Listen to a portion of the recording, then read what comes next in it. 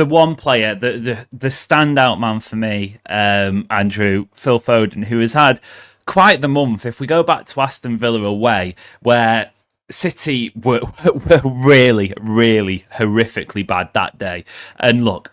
The improvement on as a team as a whole has been massive since then.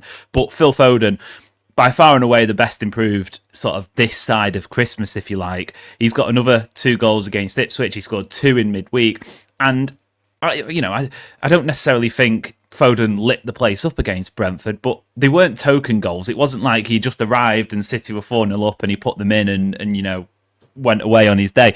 He was probably the best player for City, bar maybe Kevin De Bruyne against Brentford. He was the best player, in my opinion, against Ipswich. Him getting back to form and City looking a little bit more cohesive, specifically in the final third, cannot be a coincidence.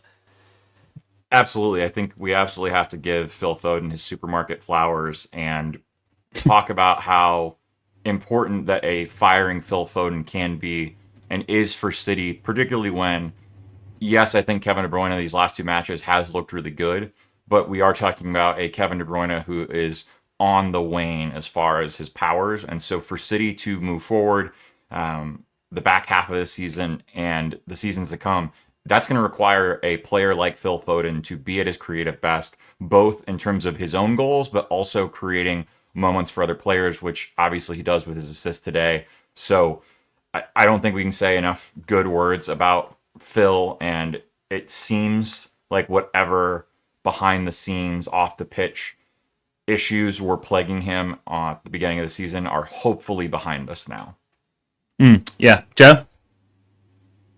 Yeah, I mean, I'd echo a lot of what Andrew said. I think it really is pretty interesting to see how much of a second half of the season player Phil Foden is. It seems like as he grows into the season, his teammates and his squad grow into the season, which I don't think is a surprise. When Phil Foden plays well, City play well, and ultimately, again, no one knows what was going on behind the scenes off the pitch. I don't know as though we have the right to know or deserve to know, but clearly something was going on, and it seems like he's turned a corner. He said actually just before we hopped on his post-match presser, he was basically saying, I'm really happy to be back amongst the goals and feeling more like myself again. So it seems like even he is not afraid to admit that it wasn't, and I don't think it takes a rocket scientist to say this, but it wasn't the best Phil Foden that we've seen for the last few months. And I think, as you talk about the creativity side, I still will always say there's room for growth for Phil in terms of creating for others, especially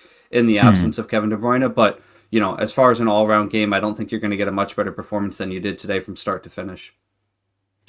The assist did a lot of heavy lifting, didn't it? It's one of them where you see assist next to it was a good shout. Yeah. You see assist next to his name and you think, oh, nice. Literally like shooting drill practice, laying it off to the Kovacic. He obviously scored a wonderful goal.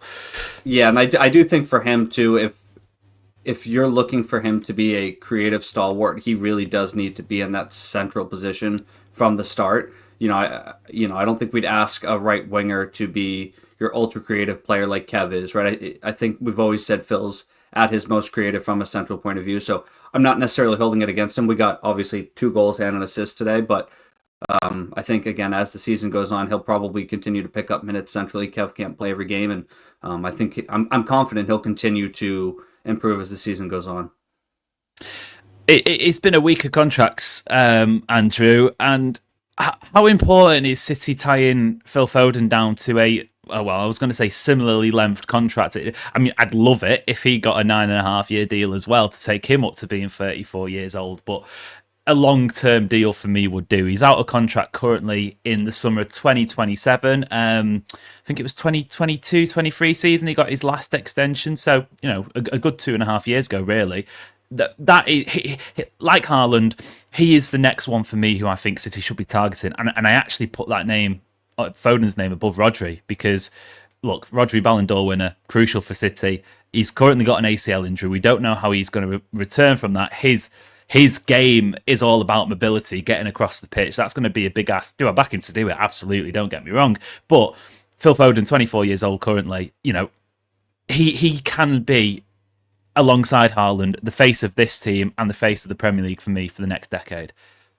Yeah, absolutely. I think that, The Athletic ran an article talking about and comparing the Erling Haaland contract to the Pat Mahomes contract in the NFL because they are such unique and important players for their franchises, and locking them down is such a pivotal kind of step for the long-term success of your team if you're, City or Kansas City, depending on which contract. But much like Pat Mahomes can't do it all by himself, Erling Haaland needs other players around him and other pieces to reach the levels that we've all seen him reach. And Phil Foden has consistently been one of those players. I think most Premier League defenses have shivers running down their spines when they see the two of them kind of at full form, at full flight, running and combining. Think of the Derby where they both score hat tricks. Like, that is what those two at the peak of their powers can bring you. So I absolutely agree. Obviously, I think Rodri is also on. I mean, I think it's kind of like 1A, 1B of who is next. But I do think you're right that Rodri's recovery has to come first before you do that contract. But as far as the people who are close to needing a new deal, or that you absolutely do not want to let get close to any sort of contract kind of limbo, it's Phil Foden. A difficult question, Joe. If you could only keep one of Rodri or Phil Foden, who do you pick? And that is like choosing a child. Yeah, you're a real piece of shit for that. Mine's easy. Go ahead then, because it's not for me. Look, I absolutely love and adore Rodri, and like, he is a Ballon d'Or winner. But if you're talking about a player who is older than Phil Foden, has had a serious injury, like, it's not a hard decision if you're talking about, particularly when Foden is the heir apparent when it comes to the creativity and the kind of like impact in a moment of magic player that City need in attack from De Bruyne. I think for me it's like, if Rodri were 24, I'd say Rodri without a doubt. But obviously I get your point, Andrew, and I agree with it.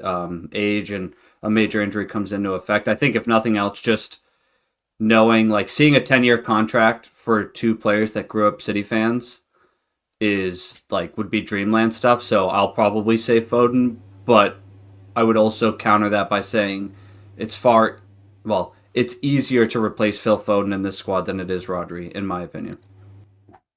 Are you saying that Sergio Gomez should get a 10-year contract then, if that's the criteria? Yeah, fuck it. If he wants to stick around, sure, let's do it. Sounds good. For me, it is Foden as well, and I'm not writing Rodri off at all. He's probably, I've said this multiple times, so it's nothing new, but he's probably my favourite City player of all time already, just given the moments, the way he plays, what I like from a footballer. But I'm going to say we've probably had the best of Rodri already. That doesn't mean to say what comes after his injury isn't going to be, world-class, fantastic. It was just beforehand. He was probably going to drop off a little bit regardless of what happened with his ACL. I don't think we've actually had the best of Phil Foden yet, or I'll cross my fingers and say we haven't had the best from Phil Foden yet. But a really dominative display. And Andrew, do you think him and De Bruyne are working it out how to play with each other? Jesus, we do not want them playing against each other. That would be unless it's for Belgium and England. Because at the end of last season, I felt that was one of the stumbling blocks for City, and it didn't necessarily feel like they were compatible. Obviously, Phil Foden was on that absolute tear, playing down the middle. Kevin De Bruyne came back from injury really well, struggled to match that same sort of rhythm. But it feels like they know their roles now and are able to get on with the business and, crucially, coexist. Yeah, I think that Foden at times, and I think we're starting to see this fade, Foden will still be the little kid who grew up idolizing players like Kevin De Bruyne and Sergio Aguero as a City fan, and now he is playing with them and actually is kind of, I would argue, a more important player to City than Kevin De Bruyne. And I think part of the issue for both of them last season is that Phil did not want to take the role of being the main man, and De Bruyne did not want to cede the role of being the main man. But like, it's Phil's time now. Maybe Kev gets one more, year with City. I I wouldn't be opposed. It's a very complex decision, but like at this point, Phil needs to be walking onto that pitch and saying like, you need me, I don't need you. I'm gonna take control of this game and run the show. And I think we're starting to see that, and we need to see that because that's his best role in the side, is him being the engine moving forward. Yeah, I think, to answer Amos's original question of have the club found a way for these two players to play together, I think the answer is a clear yes. I think if you rephrase it as what is the impact to the rest of the squad in that scenario, it's pretty drastic. I think you're looking at the likes of Grealish, Doku, Bob, depending on how he comes back from his injury, being not on the outskirts, because obviously City are playing a lot of games and a lot of competitions, and we've seen how quickly an injury crisis can come in. But, if this is how it's going to have to work, Foden's going to have to be your quote-unquote right winger for, the big games. And right now you have essentially 4, maybe 5 players fighting for that left wing spot. It's a pretty fascinating position for Pep to be in. One I somewhat envy, but also don't, right? It's a hard decision to make, but it's a good problem to have. So, I think at the end of the day, if City are winning any trophies the rest of the season, it's because Kevin De Bruyne and Phil Foden are both fit, both firing, and both coexisting, because that is City at their very best. It gets the best out of Haaland. I think it probably relieves the midfielders, too, of their duties a little bit, because these two players are putting so much pressure on opposition defenses. They just, so much of what City does at a high level runs through these two players, and you just hope that Kev can stay, instead of maybe 3 games a week, maybe it's 2, right? Maybe that's the pivot that we start to see, and kind of interchanging some of these players. But I'm feeling a lot better today than I did, probably 3-4 weeks ago in regards to both of their fitness and output. Yeah, I mean, I think City at times this season, we've seen, like, when everything's going well, they're still that perfect symphony of players who are all combining off each other and interacting, and it's still free-flowing. And even some of the losses, I know you've said, Amos, that there have been losses where City haven't played badly. It's just the moments that historically we don't let turn into the goal for the other team have gone in as a goal, or some freak moment has happened. And so we have had that capability all season long. The one thing I don't think we've had, as I mentioned earlier, is just that control. And I think Kev and Phil learning to play with one another, and some of these other players, and credit to Doku, who I didn't really have any concerns about with this match, of a moment where he gave the ball away in a bad transition moment, which is going to happen with young players, and it's been fine. The big issue has been that with City's midfield and the way that we've been playing lately, if you give the ball away in the wrong spot, we are screwed, because no one can get back and cover in time. And that just didn't happen this match. And that's actually pretty important, because Ipswich, like, that was my main concern, was, are we going to get hit on the counter? Because that's what they've done to teams all season long. Yeah. Foden certainly contributes that all-round play for sure, and it's great seeing him play as he has been in the recent weeks. Maybe another Player of the Year charge, because it was around this time of the year when he really started turning on the heat last year. Could you imagine that? I mean, he's already eclipsed Bukayo Saka's Premier League goals for the season. He didn't score his first one until December the 21st. So he's certainly in a rich vein of form, and long may it continue. That was the first part of the show. If you want more, make sure to check the City Ramble wherever you get your podcasts from.